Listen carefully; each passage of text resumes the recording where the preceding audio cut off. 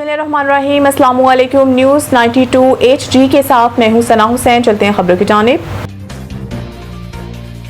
कराची में मीटर के बगैर रिक्शों पर पाबंदी का फैसला, नई ट्रैफिक पॉलिसी जल्द नाफिज होगी। कराची ट्रैफिक पुलिस ने शहर में ट्रैफिक निज़ाम को बेहतर बनाने के लिए अहम फैसला करते हुए सिर्फ मीटर वाले रिक्शों को सड़कों पर चलाने की इजाज़त देने का ऐलान किया। इस फैसले के तहत बगैर मीटर रिक्शों पर पाबंदी आयद की जाएगी। DIG ट्रैफिक कराची पीर मोहम्मद शाह ने मीडिया से बात करते हुए कहा है कि जल्द रिक्शों में मीटर नस्ब करने के लिए बाकायदा तारीख का ऐलान किया जाएगा। मजीद ये कि मीटर की तनसीब के बाद रिक्शों के लिए लेन मैनेजमेंट का निज़ाम भी मुतारिफ करवाया जाएगा, जिसके तहत मखसूस लेन और पार्किंग एरियाज भी मुख्तस किए जाएंगे। पीर मोहम्मद अरशद के मुताबिक ये कोई नया निज़ाम नहीं, बल्कि माजी में भी कराची में इसी तर्ज पर रिक्शे चलते रहे। ताहम इस निज़ाम को दोबारा नाफिज करने के लिए कुछ वक्त दरकार होगा। मजीद बराह शहर की बड़ी चौराहों पर ट्रैफिक की रवानी बेहतर बनाने के लिए चिंची रिक्शों को मरकजी सड़कों से हटाने के इक़दाम भी किए जाने लगे।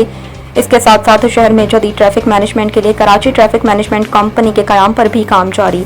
हुकाम के मुताबिक इस इक़दाम से न सिर्फ ट्रैफिक का निज़ाम बेहतर होगा, बल्कि शहरियों को शफाफ और मुनासिफाना किराया निज़ाम भी मैसर आएगा।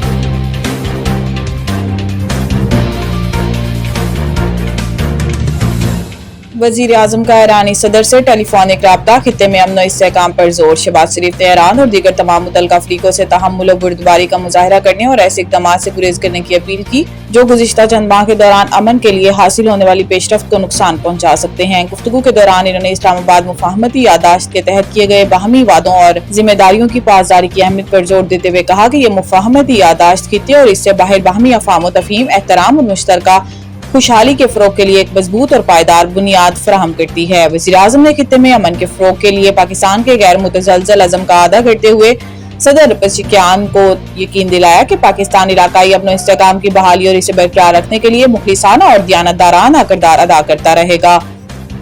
ऑपरेशन शाबान, बलोचिस्तान में फोर्सेस की ताज़ा कार्रवाइयों में 9 दहशतगर्द हलाक। सिक्योरिटी जराये के मुताबिक फितनतुल ख़ारिज से ताल्लुक रखने वाले दहशतगर्दों के खिलाफ मौसर कार्रवाइयाँ की जा रही हैं। ताज़ा कार्रवाइयों के दौरान 9 खारजी दहशतगर्दों को हलाक कर दिया गया। सिक्योरिटी फोर्सेस ने दुश्वार गुजार पहाड़ी इलाकों और दूर दराज रास्तों में छुपे दहशतगर्दों को हवाई और जमीनी कार्रवाइयों के जरिए निशाना बनाया। जराये के मुताबिक ऑपरेशन शाबान के दौरान हलाक होने वाले दहशतगर्दों की मजमूई तादाद 52 हो चुकी है। 5 जुलाई से अब तक ऑपरेशन शाबान और दीगर इंटेलिजेंस बेस्ड ऑपरेशन में मजमूई तौर पर 88 दहशतगर्द मारे जा चुके हैं। सिक्योरिटी जराये का कहना है कि बलोचिस्तान में आखिरी दहशतगर्द के खात्मे तक ऑपरेशन शाबान जारी रखा जाएगा।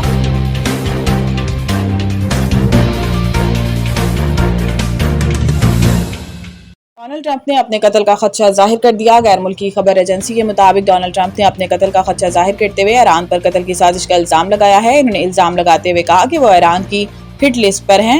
ईरान कई बार से इन्हें मुर्दा देखना चाहता है। इन्हें कुछ हुआ तो ईरान पर इतनी बमबारी की जाएगी जो पहले कभी ना देखी गई। ट्रंप का कहना था कि ईरान ने मुझे कत्ल या इक़दाम कत्ल की धमकी पर अमल किया तो संगीन नताइज होंगे। अगर इन्हें कुछ हो गया तो उम्मीद है लोग इन्हें याद करेंगे। इन्होंने कहा कि 1000 मिसाइल ईरान की जानिब निशाना बांधे तैयार हैं। अगर ईरान ने धमकी पर अमल करने की कोशिश की तो मजीद हजारों मिसाइल दागे जाएंगे।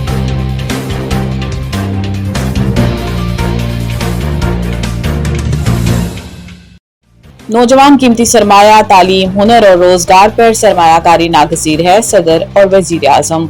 सदर मुमलिकत आसिफ अली जरदारी और वजीर आज़म शहबाज शरीफ ने आलमी यौम आबादी के मौका पर पैगाम जारी करते हुए कहा कि नौजवान पाकिस्तान का कीमती सरमाया और रोशन मुस्तकबिल है। लिहाजा नौजवानों की तालीम, हुनर और रोजगार पर सरमायाकारी कौमी तरक्की की जमानत है। सदर मुमलिकत आसिफ अली जरदारी ने कहा कि जच्चा और बच्चा की सेहत और ग़िज़ाइयत पर ख़ुसूसी तवज्जो वक्त की अहम जरूरत है। ख़वातीन को बाइख्तियार बनाए बगैर कौमी तरक्की का ख्वाब पूरा नहीं हो सकता। शहीद बेनज़ीर भुट्टो ने ख़वातीन के हकूक़ और बाइख्तियार बनाने के लिए तारीखी किरदार अदा किया। सदर मुमलिकत का कहना है कि आबादी और तरक्की का बाहमी ताल्लुक नागज़ीर है। तालीम और सेहत में सरमायाकारी जरूरी है।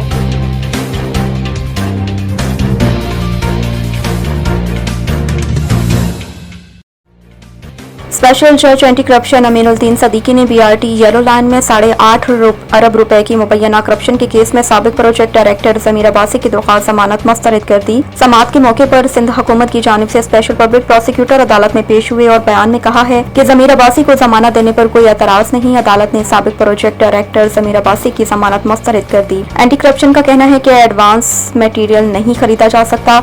वकील मुल्ज़िम ने बताया है कि ज़मीर अब्बासी का मौक़िफ़ है कि मटीरियल की एडवांस खरीदारी कर सकते हैं। अदालत ने सवाल किया कि जो टर्म्स एंड कंडीशन तय हुई थी क्या वो पेमेंट की अदायगी से पहले पूरी हुई थी। मुल्ज़िम के वकील का कहना है कि बिल्कुल तमाम टर्म्स एंड कंडीशन पूरी हुई थी, ताहम ये बात साबित करना प्रोसिक्यूशन का काम है। ज़मीर अब्बासी ने क्या खिलाफवर्जी की है? प्रोसिक्यूशन ने बताया, क्या एंटी करप्शन या CMIT ने किसी साइट की इंस्पेक्शन की थी, मटेरियल देखा था? अदालत ने मुल्जिम के वकील से कहा है कि आप हमारे सवालों का तसल्ली बख्श जवाब नहीं दे रहे। मुल्जिम के वकील ने कहा है कि 60% फंडिंग वर्ल्ड बैंक की है, 20% सिंध हुकूमत और 20% पब्लिक प्राइवेट फंड्स फराहम किए जाएंगे। इस मंसूबे के लिए आप अपनी बात बताएं। पेमेंट रिलीज की गई थी, ये नहीं 3 दफा पूछा है, नहीं बताया गया। वकील मुल्जिम ने कहा है कि हमसे जो सवालात पूछे जा रहे हैं वो प्रोसिक्यूशन से पूछे जाने चाहिए। अदालत ने सवाल किया कि जो पेमेंट रिलीज हुई थी वो बगैर किसी कोडल फॉर्मेलिटी के बगैर की गई थी, क्या पेमेंट रिलीज करने से पहले बैंक गारंटी ली गई थी? मुल्जिम के वकील ने बताया कि बिल्कुल बैंक गारंटी ली गई थी। अदालत ने रिमार्क्स दिए कि अगर गवर्नमेंट का दबाव होगा कि जल्दी काम करे तो क्या गैर कानूनी काम करते जाएंगे। मुल्जिम के वकील ने मजीद कहा कि जिस तरीके से ज़मीर अब्बासी का काम कर रहे थे इसी तरीके से अब भी काम जारी है। इसी कॉन्ट्रैक्टर के साथ अदालत ने रिमार्क्स दिए कि आप क्या किसी के ट्रैप में फंस गए हैं। मुल्जिम के वकील ने कहा है कि निशाना कोई और था, शिकार मैं हो गया हूँ। ज़मीर अब्बासी अब जेल में है। मुल्क के सैकड़ों प्रोजेक्ट्स में इसी तरह से काम हो रहा है। अदालत ने कहा है कि वर्ल्ड बैंक की पेमेंट रिलीज हुई है, मुल्क की इज्जत दांव पर लगी हुई है। कंसल्टेंट की मंजूरी के बगैर पेमेंट की गई है। क्या प्रोजेक्ट डायरेक्टर को सारे इख्तियारात हासिल हैं? क्या वो चीफ मिनिस्टर हैं? ज़मीर अब्बासी के वकील ने बताया कि हम सीमेंट और सरिये के लिए पेमेंट कर सकते हैं। अदालत ने कहा है कि वर्ल्ड बैंक के खतूत में मुल्क की मुबैना तौर पर बेइज्जती हुई है। अदालत ने सरकारी वकील से सवाल किया कि एंटी करप्शन डिपार्टमेंट ने कोई इंक्वायरी की है। 1993 के रूल्स में है कि वज़ीर आला को इख्तियार है किसी भी मामले की इंक्वायरी करवा सकते हैं, जबकि ज़मीर अब्बासी ने रूल्स को फॉलो नहीं किया। निस्पाक से पेमेंट की मंजूरी नहीं ली गई। स्पेशल पब्लिक प्रोसिक्यूटर ने कहा है कि इन्वेस्टिगेशन चल रही है, अगर अदालत मुल्जिम को जमानत देती है हमें कोई एतराज़ नहीं। अदालत ने कहा कि इस काम के लिए आपको स्पेशल APG बनाकर भेजा गया, पहले ही बता देते। स्पेशल प्रोसिक्यूटर ने कहा कि मैं सुनना चाहता था कैसे होता है। अदालत ने बरहमी का इजहार किया, कहा कि हम आपको यहाँ सुनाने के लिए बैठे हैं।